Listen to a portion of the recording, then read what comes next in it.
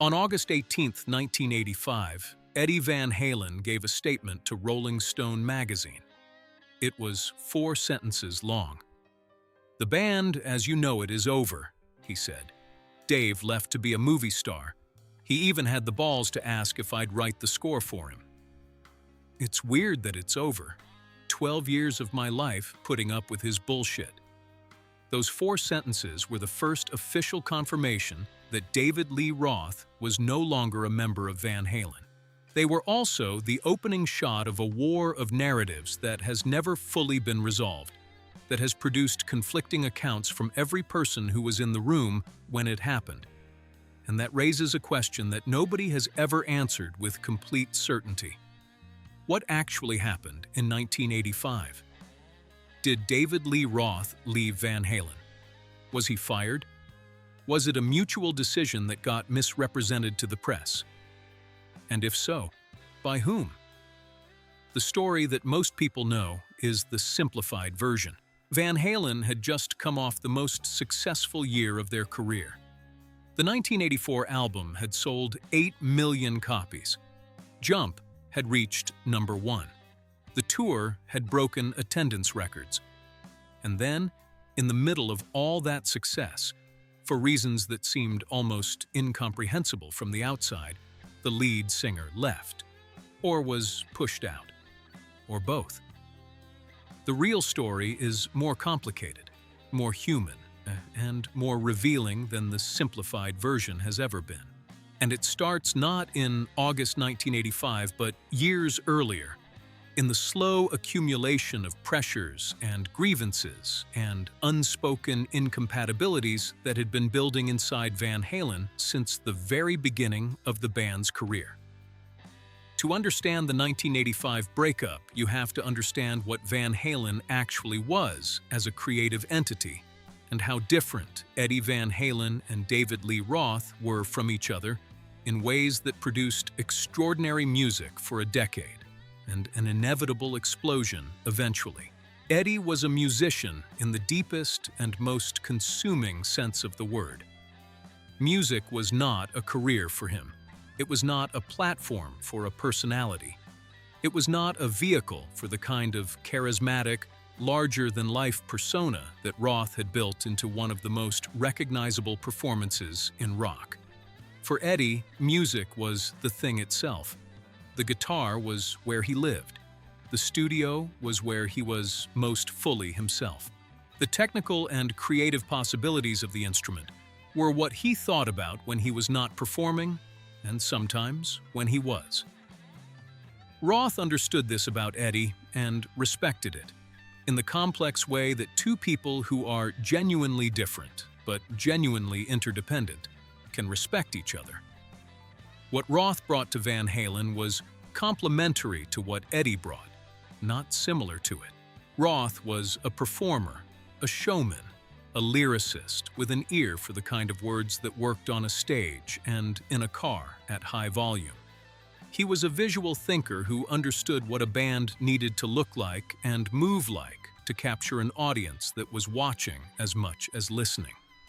And he was, in the assessment of people who worked with him, the most natural-born frontman of his generation, someone who could hold the attention of 20,000 people with the force of his physical presence alone.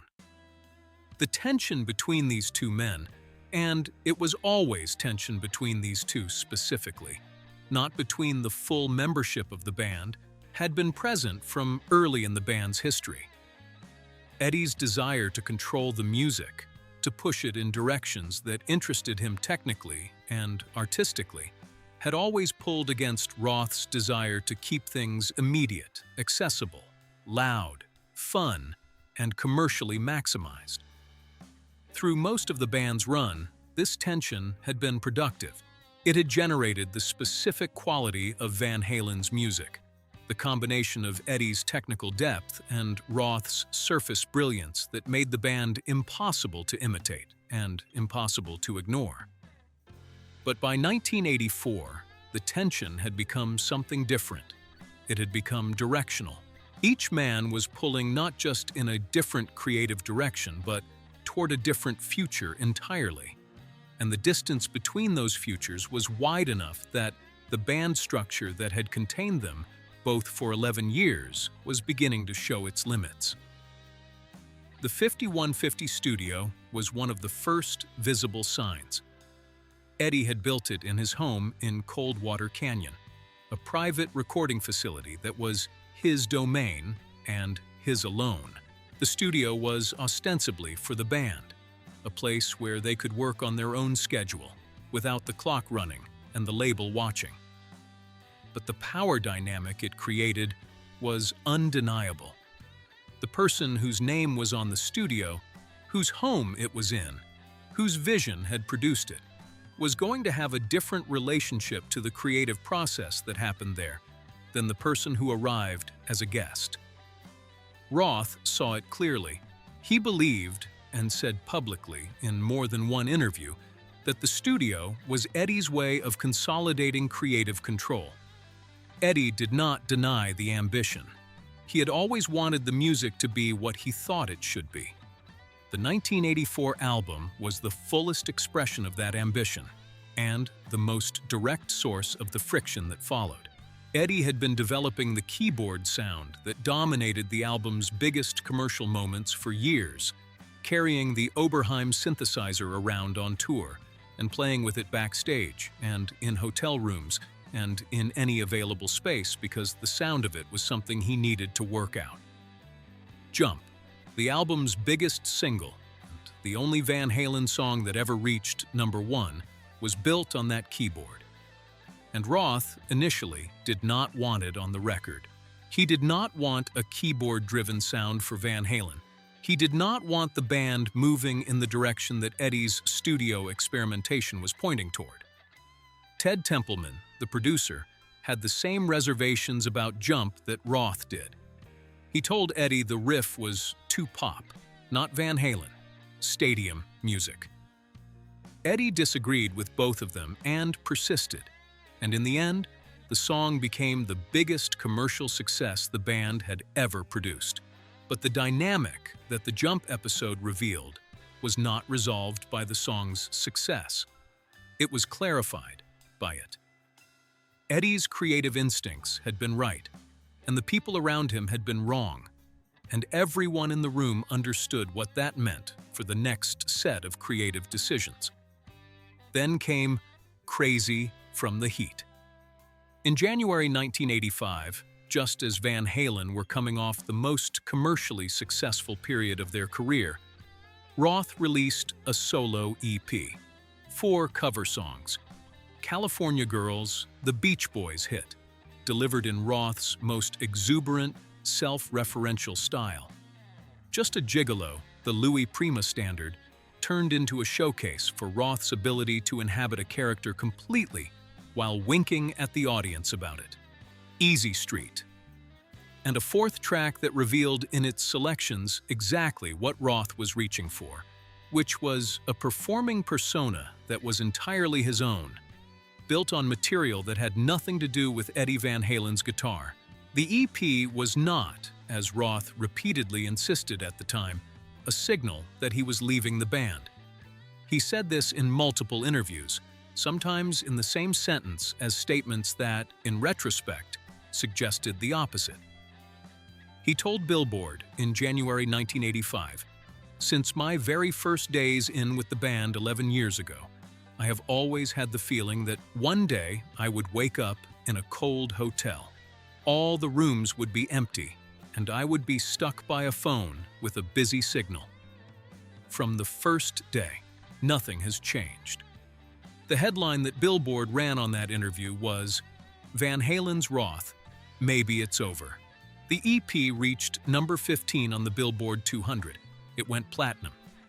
California Girls became a genuine hit single, and inside Van Halen, the message was unmistakable, even if nobody was quite ready to say it out loud. The lead singer of the most successful rock band in America had just released a solo album, and it had sold 1 million copies, and the world was paying attention.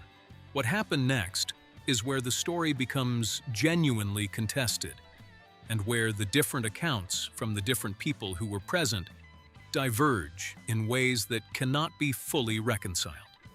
Pete Angelus was Van Halen's creative director, the man who had designed the stage shows and lighting rigs and visual identity of the band from the first headlining tour through 1985.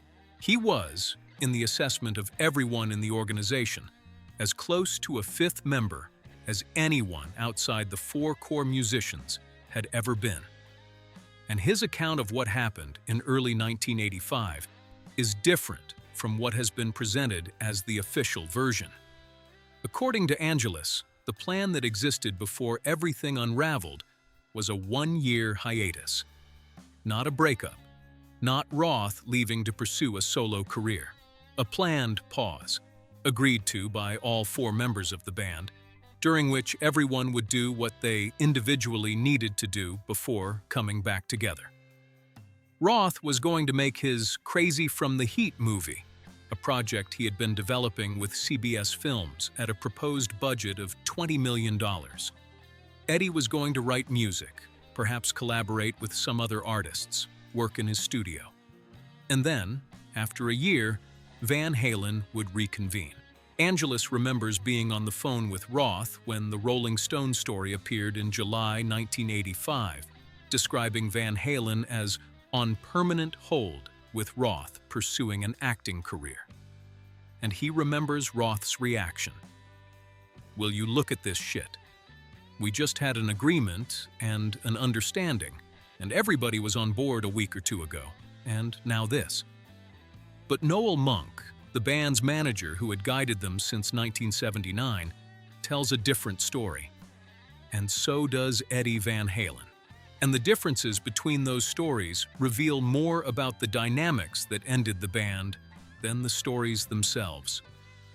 Monk had been fired by the Van Halen brothers in April 1985.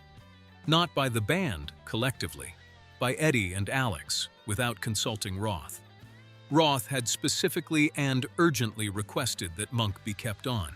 He understood, in a way that the brothers apparently did not, that Monk was the person in the organization whose job was to manage the relationships between the four of them, to absorb the conflicts before they became irreversible, to function as the buffer that allowed four very different people with very different visions to share a band.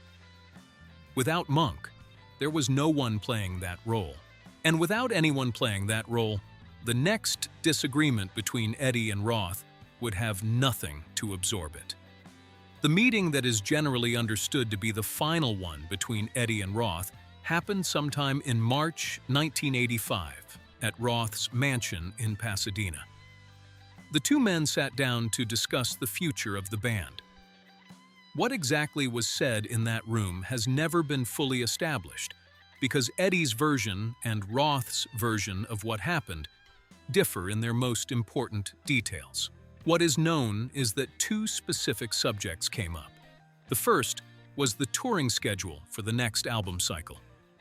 Eddie had apparently suggested, after years of grueling world tours that had taken them around the globe multiple times, that the band might consider a more limited touring program, stadium shows rather than the full arena circuit, fewer dates, a more selective approach to live performance.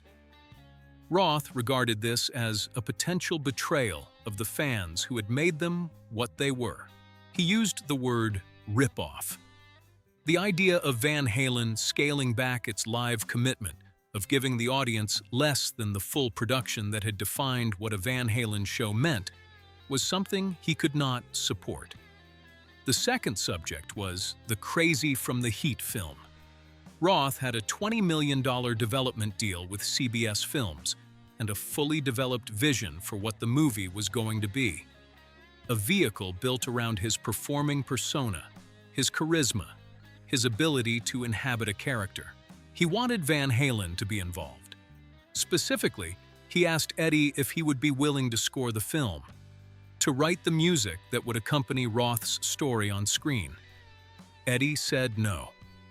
According to Eddie's account in Rolling Stone the following year, that was the moment. After Eddie declined to score the film, Roth said, "I can't work with you guys anymore. I want to do my movie. Maybe when I'm done, we'll get back together." Whether those were the exact words, whether that was the exact sequence, whether the conversation ended there or continued, is not something that can be established with certainty from the outside. What is known is that after that meeting in Pasadena, the two men did not see each other again as bandmates. The Roth film, which had seemed the most concrete thing in his plans, collapsed. CBS was going through a period of corporate consolidation and canceled several projects in development, including Crazy from the Heat. Roth sued CBS and received a settlement. But the movie he had described as a genuine artistic vision, not just a vanity project, never got made. And the year hiatus that Pete Angelus remembers being agreed to by everyone became, in the absence of Noel Monk and in the presence of two men who were no longer speaking, something else entirely. The official announcement came in August 1985, when Eddie gave his 4-sentence statement to Rolling Stone. Dave left to be a movie star. 4 sentences that told one version of a story that had at least 3 other versions, depending on who you asked and when you asked them. Billy Sheehan, who had been approached by Roth about forming a new solo band, remembered Roth calling him in early June 1985 and saying, "I've left Van Halen. I want to start a band with you." By June, Roth had already moved past whatever the arrangement had been. Whether he had left, been pushed out, or watched a planned pause become a permanent break because the people who might have managed it back were no longer in the building, he was gone. And he was building something new. By September 1985, Eddie Van Halen had appeared on stage at Farm Aid with Sammy Hagar, jamming on Led Zeppelin's Rock and Roll. The performance was, for those who understood what they were watching, an announcement. There would be a new singer. There would be a new era.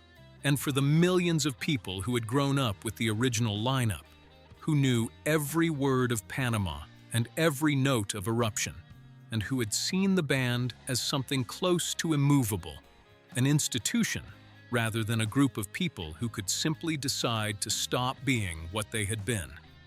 The news, when it came officially in the fall of 1985, landed with the weight of something that was impossible to fully absorb. 12 years, 6 albums, 50 million records, a level of commercial success and artistic influence that had changed the course of rock music. And at the end of it, a meeting in a house in Pasadena, a request to score a movie, a refusal, and 5 words: "I can't work with you anymore." The question of who bears responsibility for what happened in 1985 is one that has been debated for 4 decades without resolution. Eddie said Roth left to be a movie star. Roth said the band agreed to a hiatus, and then he was characterized as having quit. Pete Angelus said everyone was on board, and then someone told a different story to the press. Noel Monk, the man who might have been able to keep it together, was fired 2 months before the final meeting by the same brothers who then reported that the singer had walked out. What is certain is that the breakup was not the sudden event that the August statement made it appear to be. It was the end of a long process, the final resolution of tensions that had been present from the beginning of the band's career.